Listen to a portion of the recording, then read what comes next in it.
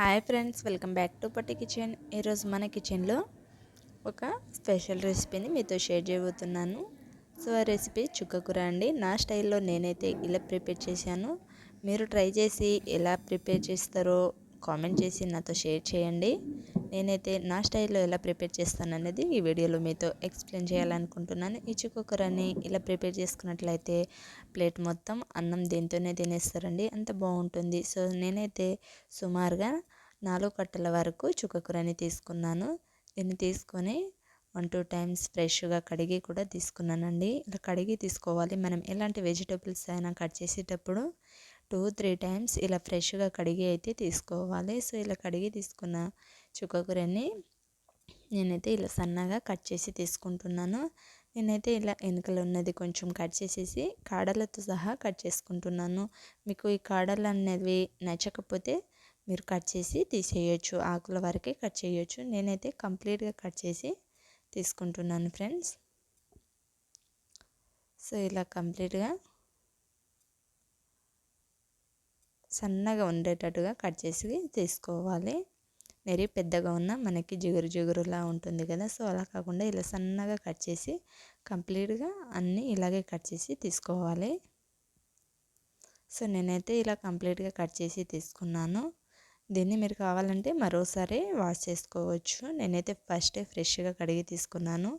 అలా కట్ చేసి పెట్టుకున్న దాన్ని పక్కన పెట్టేసుకొని స్టవ్ మీద ఒక కడాయి పెట్టుకొని 2 టేబుల్ స్పూన్ వరకు ఆయిల్ని యాడ్ చేసుకోవాలి.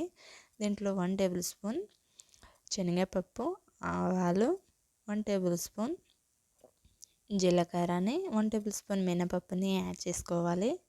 దీంట్లో కొంచెం కరివేపాకుని కూడా యాడ్ చేసేసి 1 లేదా 2 పచ్చిమిర్చిని సన్నగా కట్ చేసి యాడ్ చేసుకోవాలి. 2 ఉల్లిపాయలని కూడా ఇలా సన్నగా కట్ చేసి యాడ్ చేసుకోవాలి. సో ఇలా యాడ్ చేసుకుంటూ ఒకసారి కలుపుకొని 1-2 మినిట్స్ పాటు బాగా మగ్గించుకొని తీసుకోవాలి. ఇలా మధ్య మధ్యలో కలుపుకుంటూ దీంట్లో 1 టేబుల్ స్పూన్ అల్లం వెల్లుల్లి పేస్ట్, 1 టేబుల్ స్పూన్ పసుపుని యాడ్ చేసేసి దీంట్లో 1 పండిటి టమాటోని కూడా 1 లేదా 2 కట్ చేసి యాడ్ చేసుకోవాలి. ఇలా యాడ్ చేసుకుని దీంట్లో త్వరగా మగ్గడానికి 1 టేబుల్ స్పూన్ సాల్ట్ని యాడ్ చేసేసుకుంటున్నాను. సో మనం కట్ చేసి పెట్టుకున్న ఆకుల్ని దీంట్లోకి యాడ్ చేసేసుకోవాలి.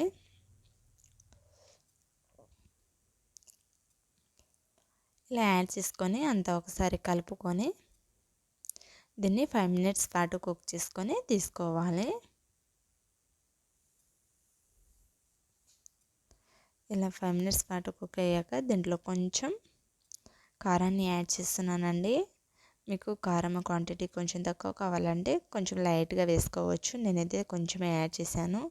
సో ఇలా యాడ్ చేసిన దాన్ని 2 మినిట్స్ పాటు బాగా కలుపుకొని తీసుకోవాలి. దీంట్లో కొంచెం గరం మసాలాని యాడ్ చేశాను. మీకు ఫ్లేవర్ నచ్చకపోతే స్కిప్ చేయొచ్చు, కానీ గరం మసాలా వేస్తే టేస్ట్ అనేది చాలా బాగుంటుంది. మీరు కావాలంటే కొంచెం ధనియాల పౌడర్ని కూడా యాడ్ చేయొచ్చు. ఇలా కుక్ అయ్యాక స్టవ్ ఆఫ్ చేసి తీసుకుంటే ఒక సర్వ్ బౌల్ తీసుకొని సర్వ్ అవుట్ చేసుకొని మనం వేడి వేడి రైస్లోనే దీన్ని సర్వ్ చేసుకొని తినండి. టేస్ట్ అనేది చాలా బాగుంటుంది. కర్రీ అనేది చాలా తొందరగా అయిపోతుంది. చాలా సింపుల్గా వంట రాని వాళ్ళు కూడా ఈజీగా చేయొచ్చు. సో ఈ రెసిపీ మనకి చుక్కకూర నా స్టైల్లో రెడీ అయిపోయింది కదా. సో ఈ రెసిపీని చూసి మీరు డెఫినెట్గా ట్రై చేస్తే ఎలా వచ్చిందో కామెంట్ చేయండి. ఇలాంటి మరిన్ని రెసిపీస్ కోసం మన పొట్టి కిచెన్ ఛానల్ని తప్పకుండా సబ్స్క్రైబ్ చేసుకోండి. వీడియో నచ్చితే ఒక లైక్ చేయండి. మీ ఫ్రెండ్స్కి రిలేటివ్స్కి షేర్ చేయండి. Thank you for watching.